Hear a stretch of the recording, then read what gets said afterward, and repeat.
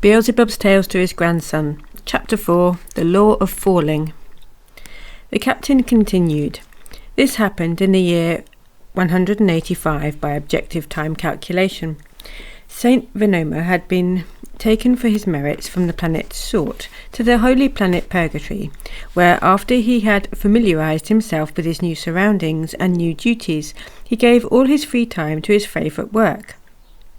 And his favourite work was to seek what new phenomena could be found in various combinations of already existing law-conformable phenomena. And sometime later, in the course of these occupations, this Saint Venoma first constated in cosmic laws what later became a famous discovery, and this discovery he first called the Law of Falling. This cosmic law which he then discovered, Saint Venoma himself formulated thus: everything existing in the world falls to the bottom, and the bottom for any part of the universe is its nearest stability, and this said stability is the place or the point upon which all the lines of force arriving from all directions converge. The centres of all the suns and all the planets of our universe are just such points of stability. They are the lowest points of those regions of space upon which forces from all directions of the given part of the universe definitely tend, and where they are concentrated. In these points there is also concentrated the equilibrium which enables suns and planets to maintain their position. In this formulation of his, Saint Venoma said further that everything, when dropped into space, wherever it may be, tends to fall on one or another sun, or on one or another planet, according to which sun or planet the given part of space belongs to, where the object is dropped, each sun or planet being given for the given sphere the stability or bottom.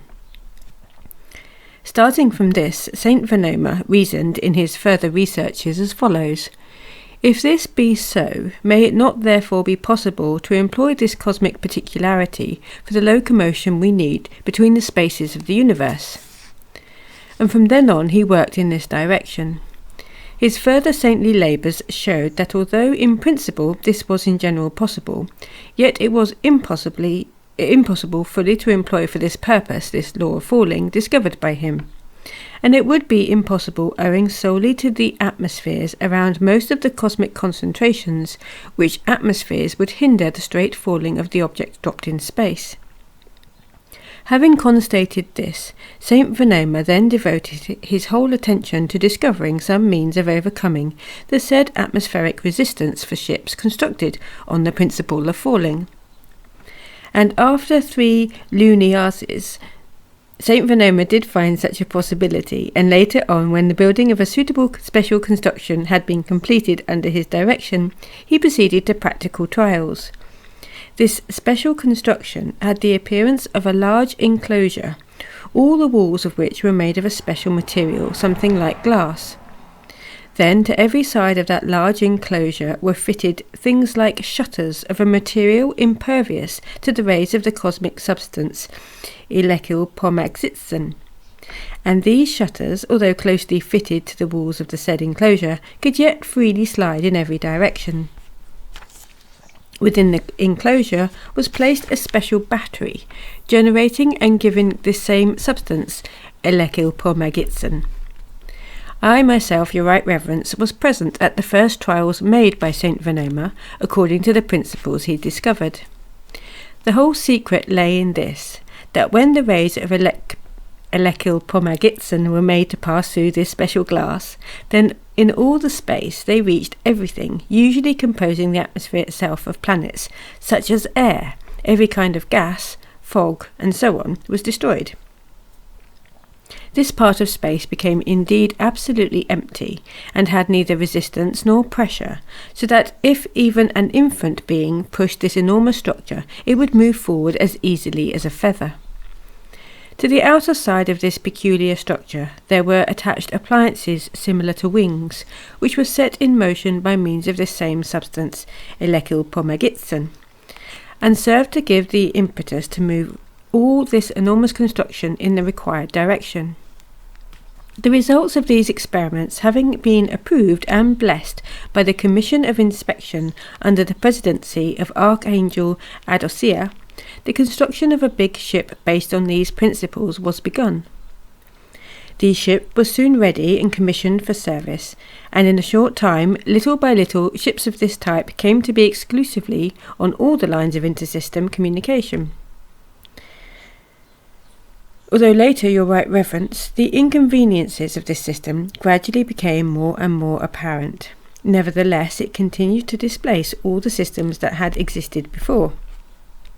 It cannot be gainsaid that although the ships constructed on this system were ideal in atmosphereless spaces, and moved there almost with the speed of the rays Exyoniacanian issuing from planets, yet when nearing some sun or planet, it became real torture for the beings directing them, as a great deal of complicated manoeuvring was necessary. The need for this manoeuvring was due to the same law of falling, and this was because when the ship came into the medium of the atmosphere of some sun or planet which it had to pass, it immediately began to fall towards that sun or planet, and, as I've already intimated, very much care and considerable knowledge was needed to prevent the ship from falling out of its course. While the ships were passing near any sun or planet whatsoever, their speed of locomotion had sometimes to be reduced hundreds of times below their usual rate. It was particularly difficult to steer them in those spheres where there was a great aggregation of comets. That is why great demands were then made upon the beings who had to direct these ships, and they were prepared for these duties by beings of very high reason. But in spite of the said drawbacks of the system of St. Venoma, it gradually, as I've already said, displaced all the previous systems, and the systems of this system of St. Venoma had already existed. And the ships of this system of St. Venoma had already existed for 23 years, when it was first rumoured that the angel Hariton had invented a new type of ship for intersystem and interplanetary communication. Chapter 5. The System of Archangel Hariton. And indeed, soon after this rumour, practical experiments open to all, again under the superintendence of the great Archangel Adosia, was made with this new and later very famous invention. This new system was unanimously acknowledged to be the best, and very soon it was adopted for general universal service, and thereafter gradually all previous systems were entirely superseded. That system of the great angel, now Archangel Hariton, is now in use everywhere at the present day. The ship on which we are now flying also belongs to this system, and its construction is similar to that of all the ships built on the system of the angel Hariton. This system is not very complicated. The whole of this great invention consists of only a single cylinder shaped like an ordinary barrel. The secret of this cylinder lies in the disposition of the materials of which its inner side is made. These materials are arranged in a certain order and isolated from each other by means of amber. They have such a property that if any cosmic gaseous substance whatever enters the space which they enclose, whether it be atmosphere, air, ether, or any other totality of homogeneous cosmic elements, it immediately expands owing to the mentioned disposition of materials within the cylinder. The bottom of this cylinder barrel is hermetically sealed, but its lid, although it can be closely shut, yet is so arranged on hinges that at a pressure from within it can be opened and shut again. So, Your Right Reverence, if this cylinder barrel is filled with atmosphere, air, or any other such substance, then from the action of the walls of this peculiar cylinder barrel, these substances expand to such an extent that the interior becomes too small to hold them. Striving to find an outlet from this, for them, constricted interior, they naturally press also against the lid of the cylinder barrel, and thanks to the said hinges, the lid opens, and having allowed these expanded substances to escape, immediately closes again. And as in general nature abhors a vacuum, when simultaneously with the release of the expanded gaseous substances, the cylinder barrel is again filled with fresh substances from outside, with which in their turn the same proceeds as before, and so on without end. Thus the substances are always being changed, and the lid of the cylinder barrel alternately opens and shuts. To this same lid there is fixed a very simple lever, which moves with the movement of the lid, and in turn sets in motion certain also very simple cogwheels, which again in their turn revolve the fans attached to the sides and stern of the ship itself. Thus, your right reverence, in spaces where there is no resistance, contemporary ships like ours simply fall towards the nearest stability. But in spaces where there are any cosmic substances which offer resistance, these substances, whatever their density, with the aid of this cylinder, enable the ship to move in any desired direction. It's interesting to remark that the denser the substance is in any given part of the universe, the better and more strongly the charging and discharging of this cylinder barrel proceed, and in consequence, of course, the force of the movement of the levers is also changed. But nevertheless, I repeat, a sphere without atmosphere, that is, a space containing only world etherochrono, is for contemporary ships also the best, because in such a sphere there is no resistance at all, and the law of falling can therefore be fully employed in it without any further assistance from the work of the cylinder. Further than this, the contemporary ships are also good, because they contain such possibilities that in atmosphereless spaces an impetus can be given to them in any direction, and they can fall just where desired, without the complicated manipulations necessary in ships of the system of St. Venoma. In short, your right reverence, the convenience and simplicity of the contemporary ships are beyond comparison with former ships, which were often both very complicated, and at the same time had none of the possibilities of the ships we use now. Chapter 6. Perpetual Motion. Wait, Beelzebub interrupted the captain. This, what you have just told us, must surely be just that short-lived idea which the strange three-brained beings breeding on the planet Earth called perpetual motion, and on account of which at one period a great many of them went quite, as they themselves say, mad, and many even perished entirely. It once happened there on that ill-fated planet that somebody in some way or another got it into his head, the, as they say, crazy notion that he could make a mechanism that would run forever without requiring any material from outside.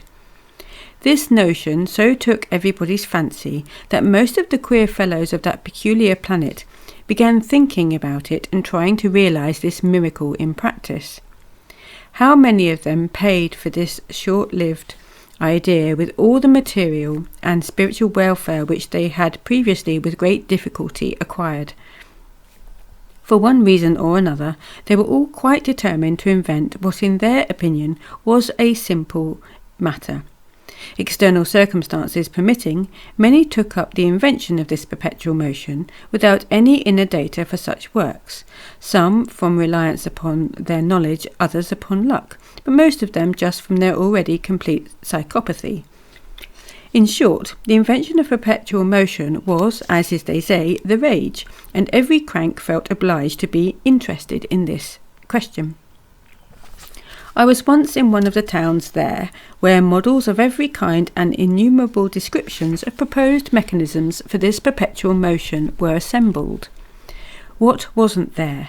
What ingenious and complicated machines did I not see? In any single one of these mechanisms I saw there must have been more ideas and wiseacrings than in all the laws of world creation and world existence. I noted at the time that in these innumerable models and descriptions of proposed mechanisms, the idea of using what is called the force of weight predominated. In the idea of employing the force of weight, they explained thus: a very complicated mechanism was to lift some weight, and this latter was then to fall, and by its fall set the whole mechanism in motion, which motion would again lift the weight, and so on and so on. The result of it all was that thousands were shut up in lunatic asylums. Thousands more, having made this idea their dream, either began to fail altogether to fulfil even those being duties of theirs which had somehow or other in the course of many years been established there, or to fulfil them in such a way as couldn't be worse. I don't know how it would all have ended if some quite demented being there with one foot already in the grave, such a one as they themselves call an old dotard, and who had previously somehow acquired a certain authority, had not proved by calculations known only to himself that it was absolutely impossible to invent perpetual motion. Now, after your explanation, I can well understand how the cylinder of the system of Archangel Hariton works. It is the very thing of which these unfortunates there dreamed. Indeed, of the cylinder of the system of the Archangel Hariton, it can safely be said that with atmosphere alone given, it will work perpetually without needing the expenditure of any outside materials. And since the world without planets and hence without atmospheres cannot exist, then it follows that as long as the world exists, and in consequence atmospheres, the cylinder barrels invented by the great Archangel Hariton will always work. Now just one question occurs to me about the material from which this cylinder barrel was made. I wish very much, my dear Captain, that you would roughly tell me what materials it is made of and how long they can last, requested Beelzebub. To this question of Beelzebub's, the Captain replied as follows. Although the cylinder barrel does not last forever, it can certainly last a very long time. Its chief part is made of amber, with platinum hoops, and the interior panels of the walls are made of anthracite, copper, and ivory, and a very strong mastic, unaffectable either by Peshakir or Tainalair, or by Salia Kuriapa, or even by radiations of cosmic concentrations. So those are cold, heat, and water. Peshakir, cold, Tainalair, heat, and Salia Kuriapa, water. But the other parts, the Captain continued, both the exterior levers and the cogwheels, must certainly be renewed from time to time, for though they are made out of the strongest metal, yet long use will wear them out. And as for the body of the ship itself, its long existence can certainly not be guaranteed. The Captain intended to say more, but at that moment a sound like the vibrations of a long minor chord of a far-off orchestra of wind instruments resounded through the ship. With an apology, the Captain rose to leave, explaining as he did that he must be needed on a very important business, since everybody knew that he was with the Right Reverence, and would not venture to trouble the ears of his Right Reverence for anything trifling. Chapter 7. Becoming aware of genuine being duty.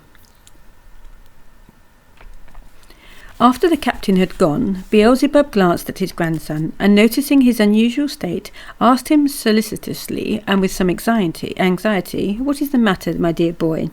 What are you thinking so deeply about?" Looking up at his grandfather with eyes full of sorrow, Hussein said thoughtfully, "I don't know what is the matter with me, my dear grandfather, but your talk with the captain of the ship has brought me to some exceedingly melancholy thoughts. Things of which I have never before thought are now a thinking in me.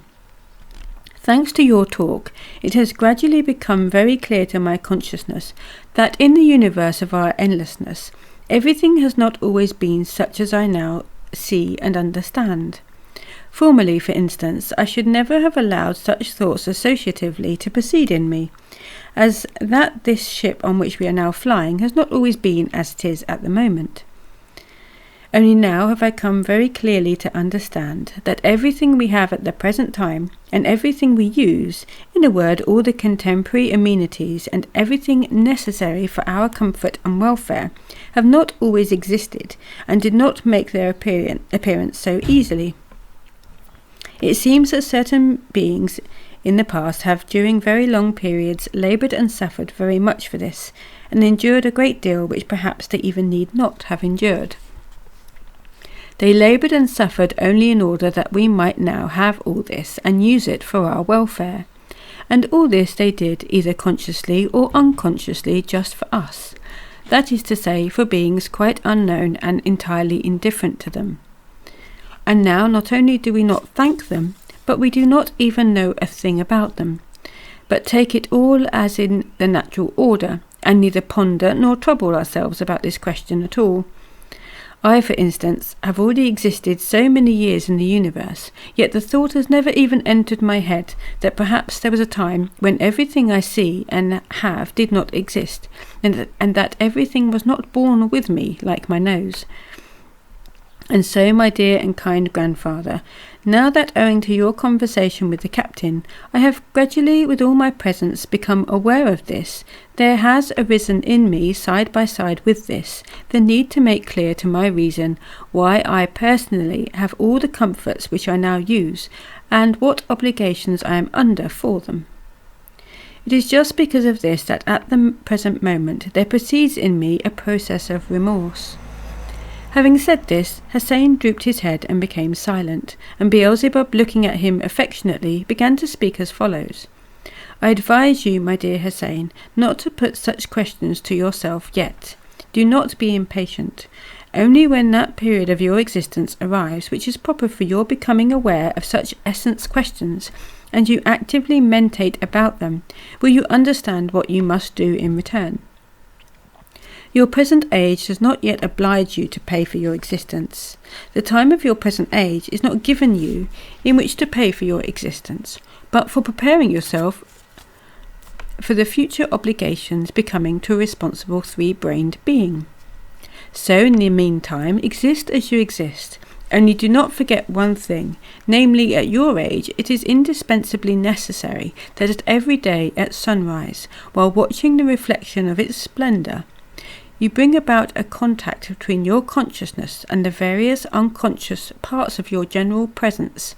Try to make this state last, and to convince the unconscious parts, as if they were conscious, that if they hinder your general functioning, they, in the period of your responsible age, not only cannot fulfil the good that befits them, but your general presence of which they are part will not be able to be a good servant of our common endless Creator, and by that will not even be worthy to pay for your arising and existence.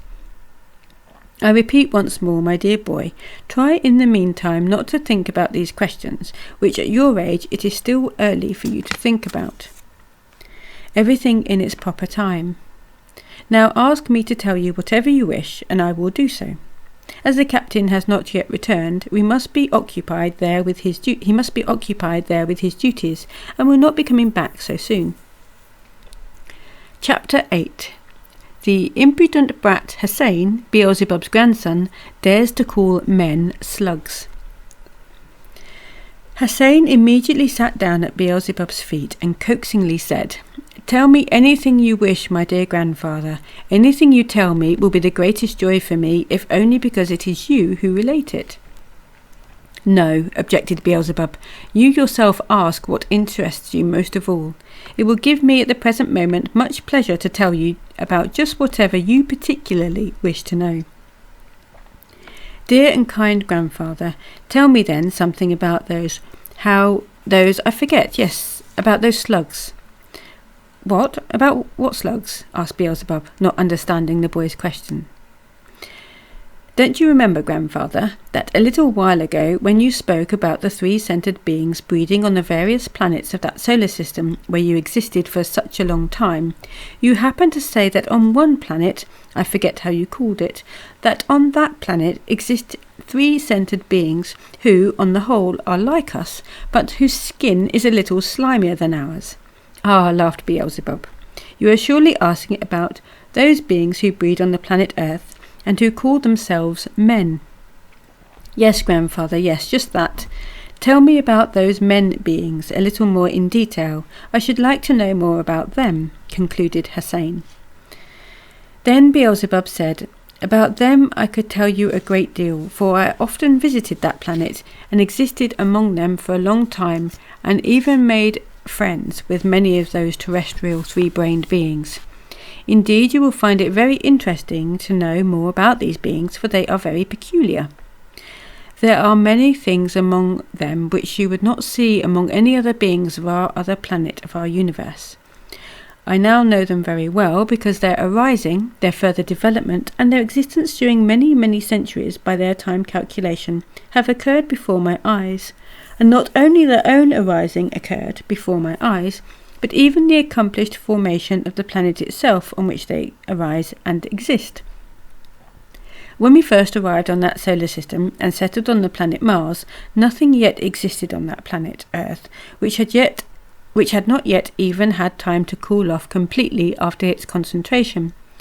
From the very beginning, this same planet has been the cause of many serious troubles to our endlessness.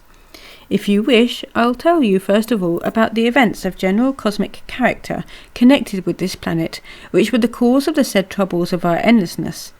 Yes, my dear grandfather, said Hussein. Tell me first about this. It will surely be quite as interesting as everything you relate. End of chapter.